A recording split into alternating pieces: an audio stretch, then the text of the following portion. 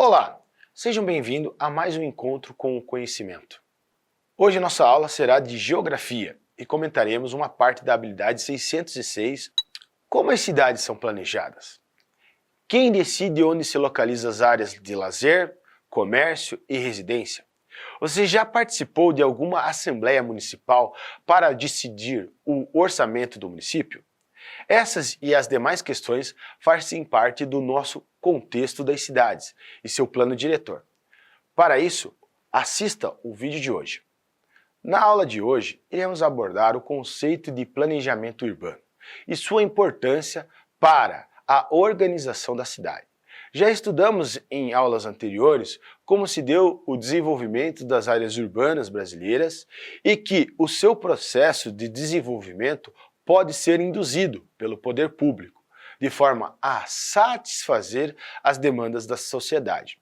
Hoje, nós temos uma sociedade que deve se preocupar com a sua população, seja ela mais jovem, mais idosa, seja ela com problemas de locomoção ou não, e também deve observar as questões ambientais, como a captação dos resíduos sólidos que são produzidos pelas pessoas, pelas indústrias e pelo comércio.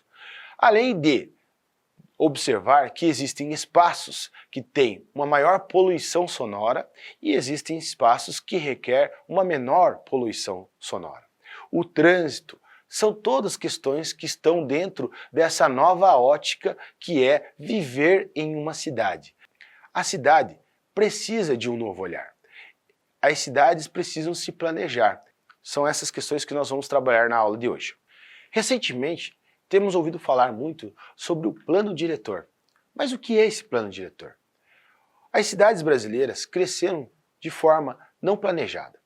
E muitas dessas cidades começaram a apresentar problemas sérios relacionados às questões de moradia, à falta de emprego, à construção irregular. Para isso, foi feito todo um esforço da sociedade civil e criado regras. Essas regras são o plano diretor, que esclarece sobre as áreas que devem ser ocupadas e as áreas que não devem ser ocupadas. Existe uma série de áreas dentro das cidades que devem ser protegidas, tanto por questões ambientais, como também por questões de lazer. Então, essas áreas devem ser inclusas dentro do plano diretor. Outras questões que nós podemos observar têm em relação à questão do emprego. Muitos prefeitos e vereadores anunciam nas suas campanhas que vão trazer empregos para a sua cidade. Mas será que serão capazes de trazer esses empregos? Será que a cidade comporta essas novas demandas?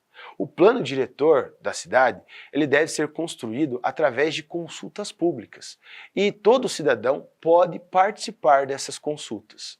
Recentemente, observamos que muitas cidades do Brasil têm realizado o plano diretor. Mas, infelizmente, por uma questão de lei, cidades que têm um número menor de população não têm a obrigação de construir um plano diretor, por conta do seu número restrito de habitantes. Então, o plano diretor, que foi uma lei aprovada no ano 2000, ele tem uma série de instruções em relação principalmente as questões ambientais e as questões de transporte. Por isso que nós vamos estudar todas essas dinâmicas do planejamento urbano na aula de hoje. A ideia de planejamento urbano ganhou espaço principalmente depois da Constituição de 1988, onde temos a citação que compete ao poder público criar instrumentos para regras para o uso do solo. O Estatuto da Cidade diz que deve existir uma política de ordenação urbana no território que respeite o desenvolvimento, o bem-estar do cidadão. Para isso, escreve os princípios garantidos constitucionalmente. Deve haver uma igualdade entre o ônus e o bônus da urbanização, ou seja, alguém não pode sempre perder ou ganhar. É nele que se dá o direito à cidade sustentável, à moradia, ao lazer e cultura.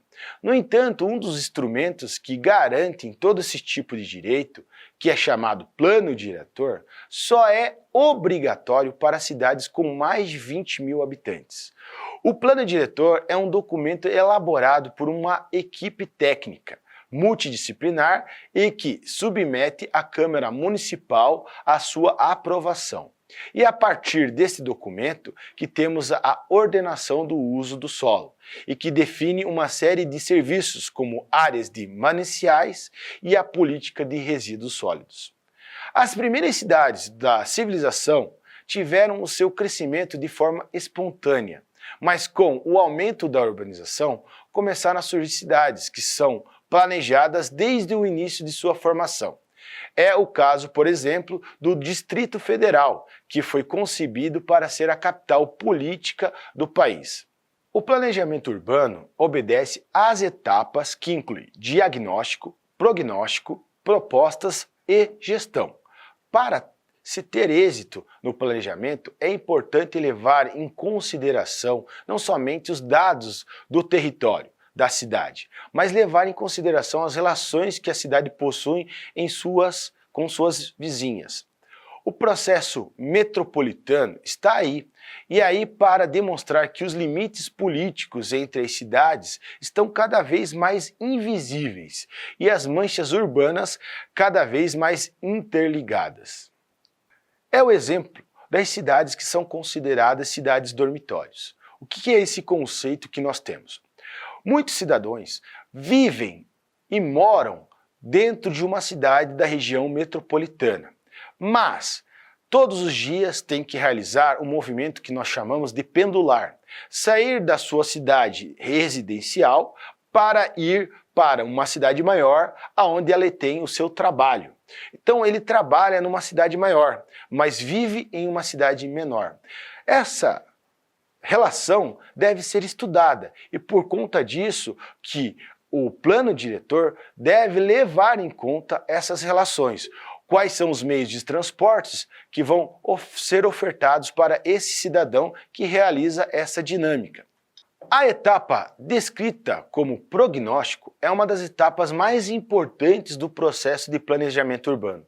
Trata-se de trabalhar com os índices levantados e tentar construir um planejamento que possa responder às demandas sociais. Se no passado pecamos por não levar em consideração uma política de habitação popular que pudesse responder ao grande contingente populacional que chegou às grandes cidades por conta do êxodo rural, temos em breve o envelhecimento da população brasileira e as cidades devem estar preparadas para esta nova realidade.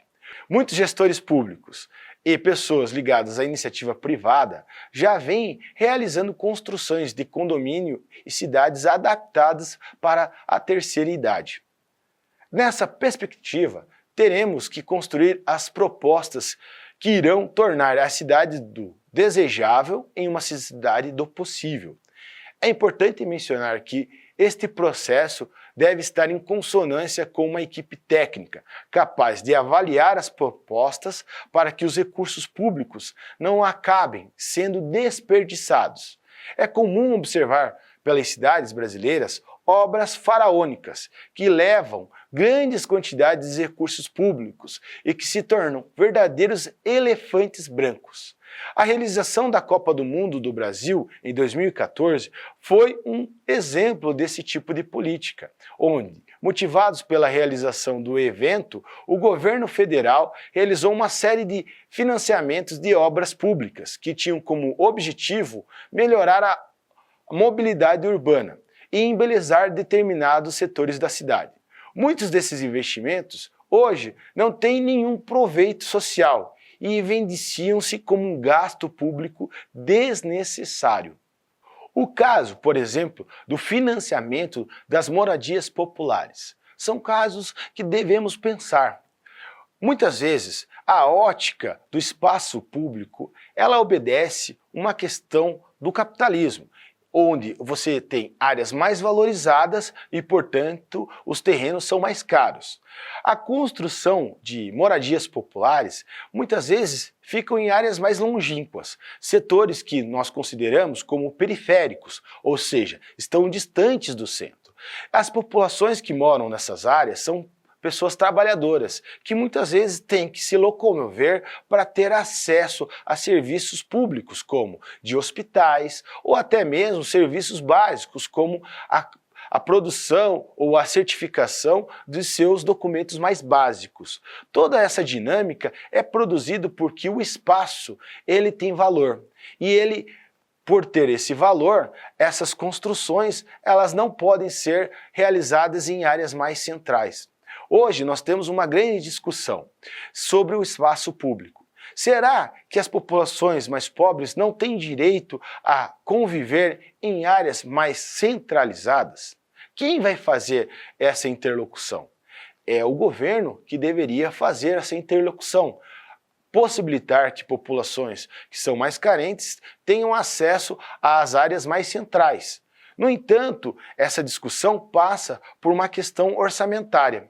Esses terrenos, muitas vezes, que estão no centro, já não são mais terrenos públicos e possuem donos. E esses donos gostariam de ser ressarcidos pelo seu terreno. Então, essa ótica é uma ótica que deve ser pensada no planejamento urbano. Ou seja, muitas cidades estão adotando a descentralização do centro. O que é isso? Você ofertar esse serviço em áreas mais periféricas, como a ideia das subprefeituras. Algumas cidades como São Paulo, cidades de Curitiba, já têm esse tipo de prática, onde você tem em alguns bairros áreas que são consideradas como subprefeitura, onde você tem a oferta de inúmeros serviços públicos. O crescimento das cidades está relacionado ao processo de mecanização do campo e à industrialização das áreas urbanas. Isso gerou um aumento de pessoas que vieram morar na cidade. No entanto, as cidades não estavam preparadas para receber este contingente, e as atividades como comércio, moradia e produção industrial não possuíam qualquer tipo de organização. Na aula de hoje falamos sobre o planejamento urbano e como e por que ele é extremamente necessário para realizar a gestão do espaço urbano. Os instrumentos disponíveis no processo servem para atender às demandas colocadas por força de lei. Agradeço a todos pela atenção e nos vemos em breve. Até mais!